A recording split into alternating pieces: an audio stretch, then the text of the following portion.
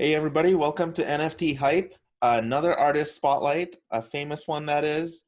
Um, well, they're all famous in everybody's art lover's eyes, but here we have VESA, who recently had a couple new drops recently regarding the Batman and Superman one. That was kind of cool.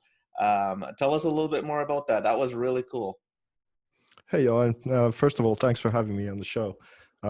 Pleasure to know that more people are coming in to really sort of help this space grow. So your show is a welcome add to the whole scene. And yeah, indeed, it's been an incredibly exciting week. There's many things that are coming that are really coming to fruition at the start of the coming year, and it's been a long time coming. And this most recent one we did as a collaboration with the Bad Crypto podcast guys. So Joel and Travis are longtime friends, and we've been doing collaborations with them for a couple of years now already. And this is a new iteration with their Nifty show, and it was part inspired by having this incredible honor of being one of the characters in their Blockchain Heroes card series, or inspired by was the whole thing of this character called Bright Stroke. And then they said that, hey, we have this show coming on and we want to do an art drop, and would you join us for the first one? And I'm like, of course, I'm game, guys. And I thought it would be good to do something with Satoshi, which is the main card of the Blockchain Heroes, and maybe make a little bit more of an adult version of that whole thing. And then earlier on, I saw how Jose Delbo, the great comic book artist, has a stellar career of since drawing comics since 16, and just worked for Marvel and DC and everyone who's anyone in the whole comic scene. And he's now entered into the NFT thing. And I had to put together a piece at a fairly I had a schedule, so I had 5 days till the launch. So I thought, okay, I'll do something Satoshi, and then also bring in, because there's a moral clash.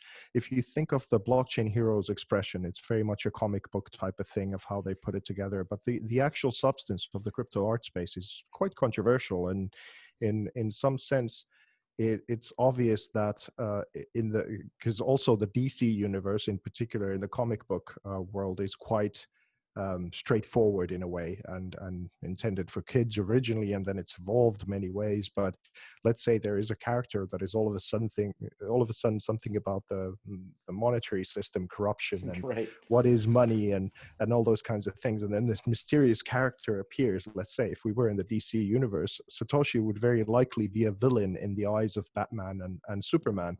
So I thought that would be an interesting invitation to not only adult, but also contrast the two worlds a little bit, and really bring some substance to what this whole thing is about. And luckily it was a success, and it sold out as we did it. And it was incredibly exciting. And it begs the question, who's the real hero, right? In this scenario. This is And that's the thing. probably That's what why you I wanted called it the people. shield. Okay. I love that. I love that. So tell us a little bit about yourself as an artist and your background. I know you're from Finland. Sure. Yeah. Well, it all started when I was 5 years old. I turned my parents' pots and pans into a drum kit, and I suppose I had that in my blood, and started listening to Michael Jackson and James Brown at a very early age, and yeah, evolved from there. I wanted to be a rock star, I suppose. Nice. Played in bands and whatever, but I was never interested in the theory of music, or even learning notes on paper. I just wanted to play the guitar and be in a band. And I come from a, let's say, politically balanced family, and they kind of suggested that maybe I should get something a little bit more grounded than that as a profession. And it really all came together with film, because I was as interested in film theory as I was in making films. I really wanted to get the whole thing. And of course, the seeing Star Wars when I was 5 and getting immersed into that it evolved into Blade Runner, and seeing the worlds that Ridley Scott created that you could really go and immerse yourself in, or then David Fincher blew my mind with the movie Seven and Fight Club later on, and there was a whole evolution of that. And then so I went to film school and made some films and had a production company, made a few television series and documentaries. And in one of these documentaries that I ended up independently producing was a Finnish version of the international independent film series of Zeitgeist. And in particular, the second version called Addendum, which is pretty much just, here's the monetary system, here's how it works. And here's Jacques Fresco and his work on the Venus Project and things like that. And it led me down a very peculiar rabbit hole altogether. And along that time, also, I got very frustrated with filmmaking. I didn't have the kinds of budgets to make my Seven even. Right. And even though I felt, that we were doing important things, it wasn't why I got into film to begin with. And I had a sort of crisis of everything. And with that crisis, then I got this idea that what if I body painted on someone? Because I couldn't really paint at that time, around 12 years ago. But I could direct, I could light, I could photograph, I could Photoshop, I could tell stories. And I thought, what if I found someone crazy enough to get body painted and then photograph the process and start mucking about with paint and photography, and what could I come up with? And as soon as I saw the first piece, I lost all motivation to do all the other things from there forward, and gave birth to this whole concept called Artevo, which is this whole holistic way of making, I suppose, portraiture art, updating it to our current time of how elaborate and multi-layered a portrait mixed media piece can be. And that led me to body paint this Bollywood actress called Veena Malik, and we reached a global audience, and we sort of shook the ground a little bit with that process. And eventually that led me into crypto art, because 3 years ago I went for a coffee with a friend of mine who came out of the sort of crypto investor closet and said that, hey, listen, this is what I've been doing for a year, and I just paid myself for a full year's salary yesterday, and this is my investment world. And he was trying to find a piece on his wall that would be good enough that he would like for 4 days, and he couldn't find anything at that point in summer 2017. So I was immediately fully immersed, because I'd made 350 digital high resolution originals at that point. So not only could I start monetizing those, but the world was something that I was familiar with due to, I suppose, something that almost became like money activism through the film and understanding how the monetary system works. And it felt like home. I found the entrepreneurs who wanted to do good in the world, and they had a little bit of a rebel spirit, and everything just came together. And I started writing for News BTC and going to conferences, and I've been on that road ever since, and I'm ever so happy to be a part of this incredible movement. Interesting. So you actually did some pieces for News BTC as well? No, I write for them. Right. Yeah. Yeah. So about creativity, I write with them, and we sort of have this sponsorship deal that I don't pay them, they don't pay me, and I let the community know about what it is that I'm doing, as well as help other people get exposure for creative projects, because that platform mainly, I think it still is, but at that point it was very much about price prediction. Those were the things that were, so it was very tech heavy. There wasn't that much creativity or sort of it was very, very technical, the whole world at that point still. And it's, of course, now it's exploded and expanded, but there were maybe 5 people that could have been considered full-time and serious crypto artists at the point when I got into the whole space. So now there are thousands. No, did you originally put your pieces on Ethereum? The very first way that I started utilizing blockchain, because basically to me, first and foremost, crypto art, the way that I define it is that it's something that in themes and topics helps the whole space. So it's like working to tell the story of what's essential about the space in order to invite other people in, and of course make special collectibles for those of us who are inside the space. And now it sort of almost evolved into this thing that the medium is the message, that whatever it is that you tokenize, that's then crypto art. And I would say, yeah, that's a view. And of course, it's an important part that you do it that way. But for me, it always starts with the story and what the function of the art is.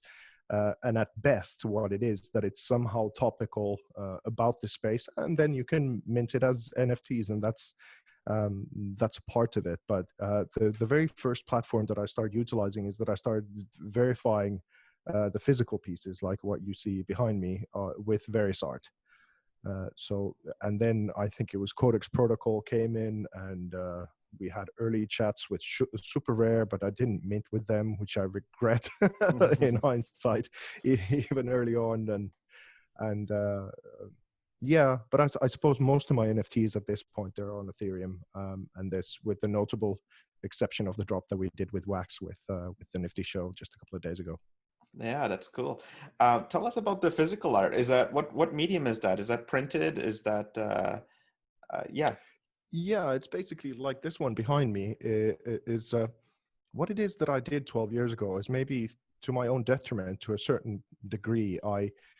That's a digital file to begin with. It's a mixture of painting and nature photography and body painting and everything that came together for that piece. Then it gets printed onto these, in this format, it gets printed onto a canvas, and I paint with acrylics on top of it, and it's limited to only 3. It's verified on the blockchain, this again with Vays art. But also what I think is really interesting about it is that I call it stable art. So especially with this limited to 3 only, what it is that the price of it is tied to 1 Bitcoin. So commercially, when bought from me, it's always 1 Bitcoin. So whatever the market evaluates Bitcoin as, that's tied to what this will move. Interesting. From me as it goes. And then of course, because the idea is that when I've had a lot of conversations with different kinds of people who were collecting art, and they had and pardon my French, I tend to swear sometimes, but they had usually about 10 grand of fuck you money of when they were putting something nice on their wall, if they would have done well for themselves and whatever it is. And I thought, yeah, that's a good sort of incentivization price point of where we're at right now. People start to look at, because when I went into, so what makes art valuable? Why would you pay something like 50 grand or even 100 grand, or going to the stratospheric prices that you have in the legacy art world that is yet to enter the crypto art space?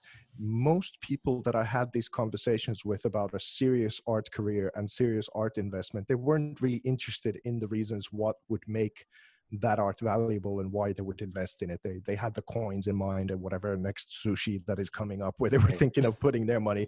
So I thought, okay, so if I utilize the logic of the market, if I tie it to Bitcoin in that kind of a way, all of a sudden, all the laws and logic of the space that everyone already knows starts to work for me, as opposed to something that I need to bring something new into the space with. And of course, it's a really exciting experiment, because all of these different price predictions or whatever it is for Bitcoin and what it might be is one thing, but also because it's only limited to 3, and many of these series have sold out already. Like, for example, one of the ones that was a very excuse me, important piece for me is this called Fork and Flip, and it ended up gracing the main image for the article of Forbes on the whole movement.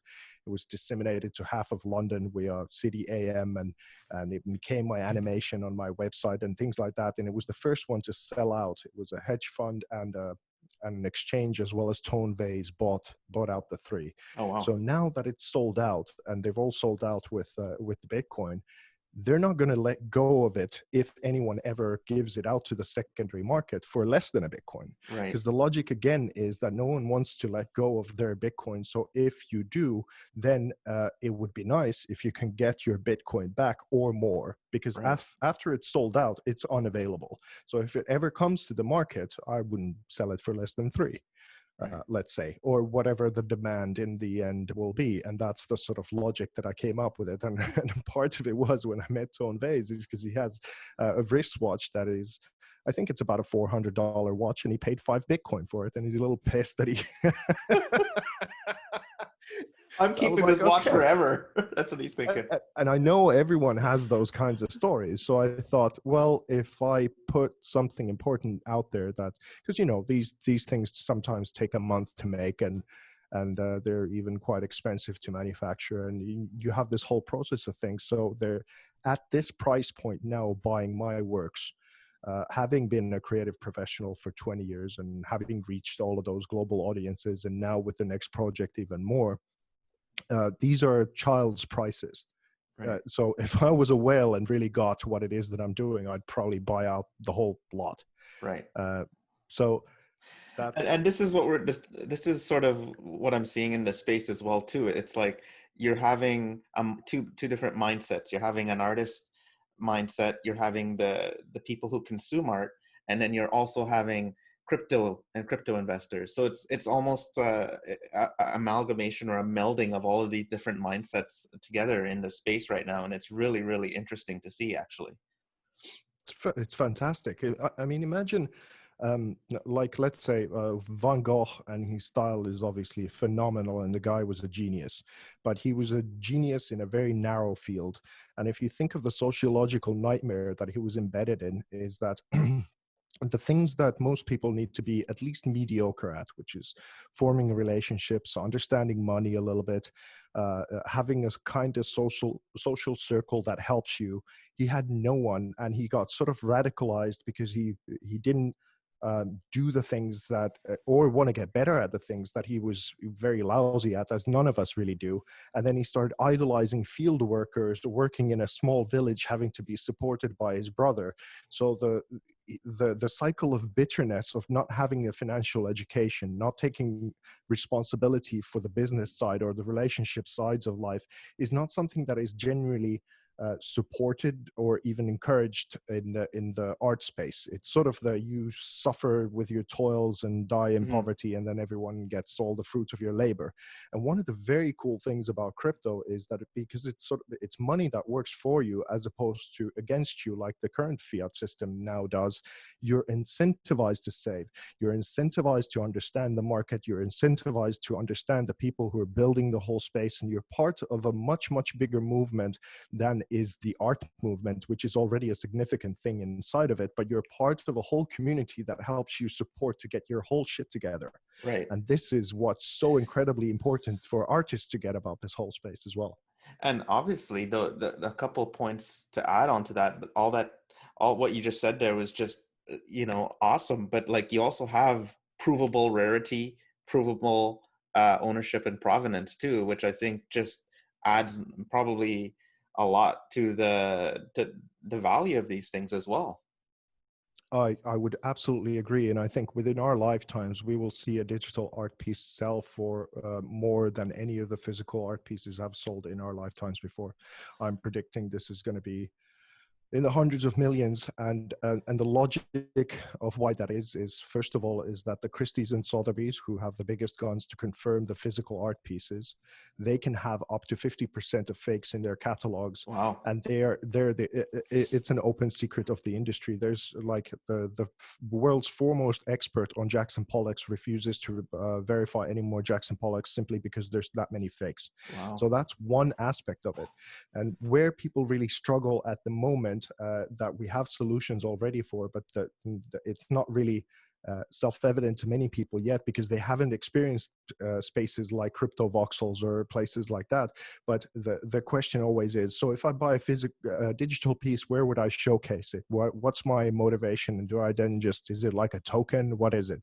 And if you have digital land in a space like crypto voxels or Decentraland or something like that, and you've built your own space, the psychology of showing off with whatever it is that you have, a fancy house or good sneakers on your avatar, or you have a car, yacht, whatever it is because of the meetup and collaborative communal nature of the crypto space. As that expands, all of these things that are the psychological factors for you to own something in the physical space are transferring one-to-one on steroids onto the to the digital space. And Right. I thought it was so dumb. Like first I was like, Decentraland, what is this? This feels like, you know, a computer game from the 2000s. What? It's very Yeah. blocky. Oh, it's jarry. And then it's like, oh, meetups, something like that. People are buying sneakers. What for the avatars? Are you serious? And then I went with my nude avatar into the first meetup, and then I felt it. I was like, shit, I'm nude. And then I was like, oh, that's how they get you. Whip out the credit card or whip out the wallet, right? Yeah, so that's how it will gradually go. And of course, virtual reality is something that is really coming into the space with a lot of force right now, as it's becoming financially and technologically feasible to the point. And just imagine this scenario: like you had is it Travis Scott, who I think I'm not a listener of his music, but it's this rapper guy who held this big concert in I think it was Fortnite for 15 million people or something like Right. that. I think I saw something, but it was a few months ago, right?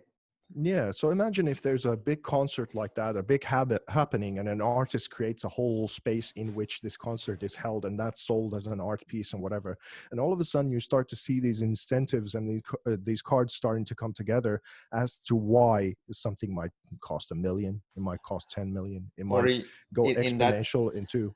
and in that, let's say in that virtual environment, you can have promotional places where people can put ads up, or a gallery where people can come in and view some art, and it's all verified. Like you're looking at the original uh, VESA or the original atom bomb or something like that. You know what I mean? It's not a piece on the wall anymore. The art piece is you're inside the art piece. Yeah. And then there's the argument too. Like I saw one crypto influencer post out. He's like, and it was, I don't know if it was a rhetorical question, but he posted something like, well, why would I pay this much for an NFT that's verified when I can just take a picture of it and have a picture? And to me, it was like, I don't know if he was being totally serious, but it's obvious to probably me and you, but to some people, it's always going to be just a digital picture, right? Well, it's the same thing as like if I can take just a picture on my computer screen of my Bitcoin as opposed to you having a Bitcoin in your wallet. Um, I don't know, man. There's a there's but that's the strange thing. It's actually something that people who are even Bitcoin OGs that have been in this space almost ever since the beginning, they might still have that same logic for a picture or an NFT, even though they're full in crypto. So it's a bit of cognitive dissonance, but I think it's also just because you need to sacrifice some time, you need to be incentivized in some way in order to be interested to really get it of why it is. But for people who get crypto, I think it's easy, and it's that picture reference. It's a picture of your Bitcoin as opposed to you having a Bitcoin.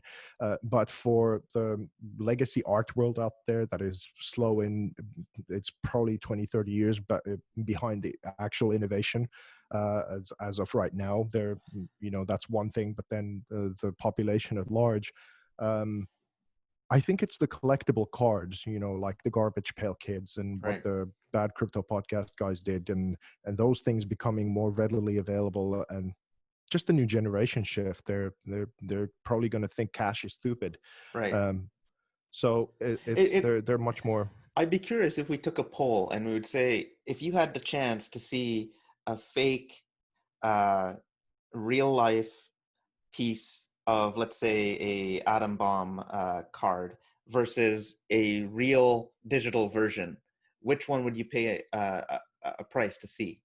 I would be curious to see the poll on that. Would you not? Yeah, sure. Because Yeah, as you rightly said, there's so many art physical pieces out there that are fake. So if I went to a museum somewhere, there's a good chance that there's probably a fake on the wall somewhere. there's quite a few, and probably in big collections that people have paid millions and millions of dollars for, and no one's the wiser. I think there was even a lot of controversy on that.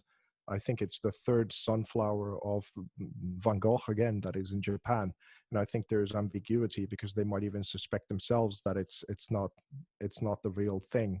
But obviously, there's a lot of ego involved and a lot of investment involved, and when I looked at that piece, I went like, that doesn't have the radiance, that doesn't have the power of Van Gogh. Right. But you know, if I had that piece and I had $100 million invested in it, how motivated would I be to actually explore whether it's a fake or not? You know, Yeah, give awkward. yourself the benefit of the doubt on that one, right? Yeah, so I'm sure there's a bunch of Jackson Pollocks in people's possession that have nothing to do with Jackson Pollock.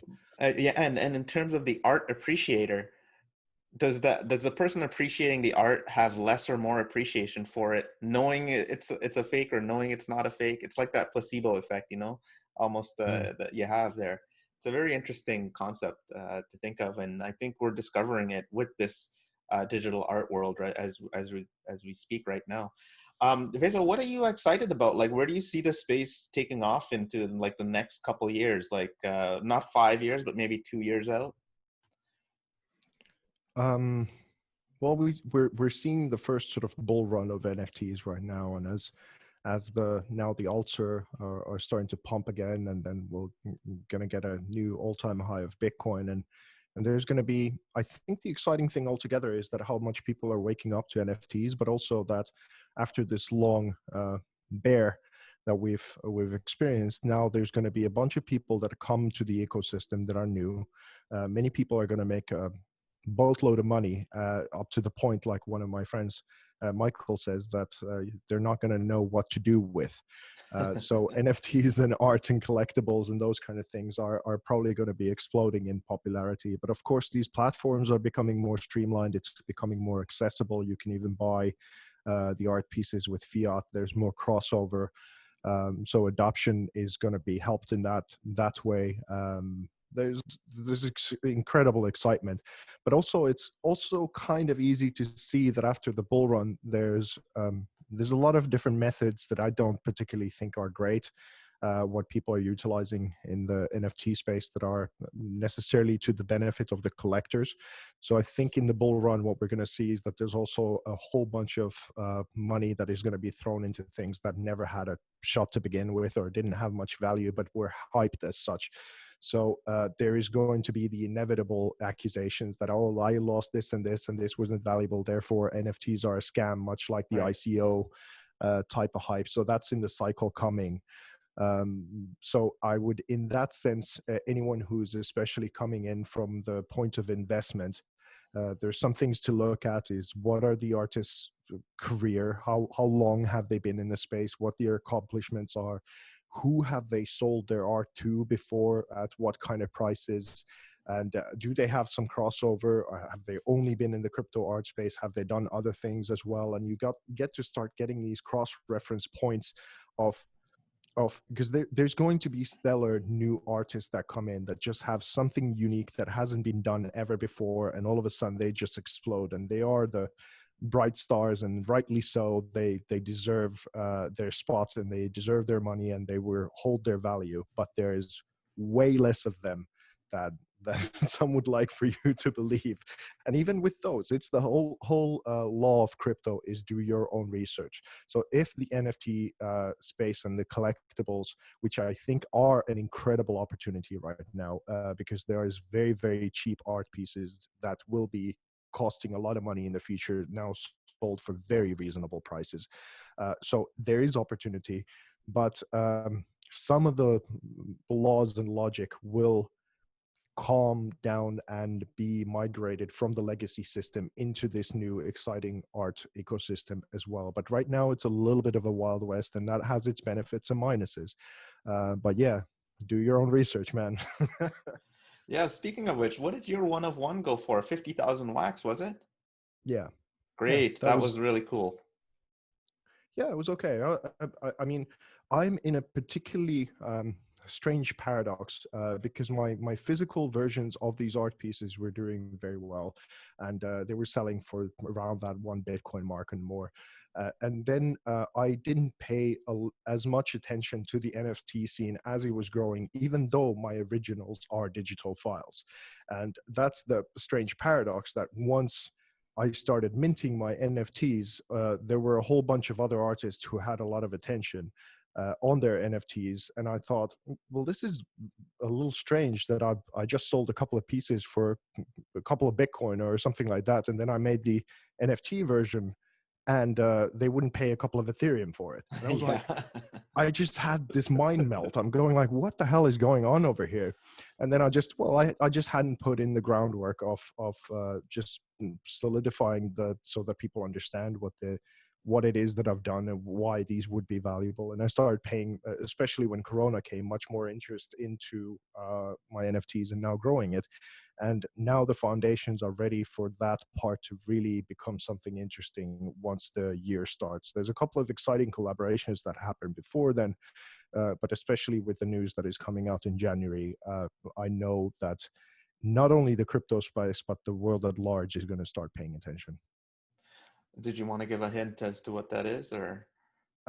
It's well, I did that collaboration with a Bollywood actress before, and Oh, that's right. this is of a similar caliber of a collaboration, and it has many of the crypto aspects from platforms as well as notable people sort of together with this. And we're building a studio as well for things that I'm doing. That is, do you work in inches or meters? Inches. Oh, right. So it's going to be, because it's 400 square meters, so that's about Oh, wow. 1,200 foot studio, which will be built, and it's from floor to ceiling made from my art. So we're manufacturing a physical space from which to start building And these where's that going to crossovers be? between. Sorry? And is that going to be, where's the physical location? I'll go into that once we publish this. Okay, cool. This thing a little bit along the line, but it's going to be an absolute magic land. And also there's a collaboration with an animation company that we solidified as well to start really making them into the visions that they can become. So it's an incredibly exciting period.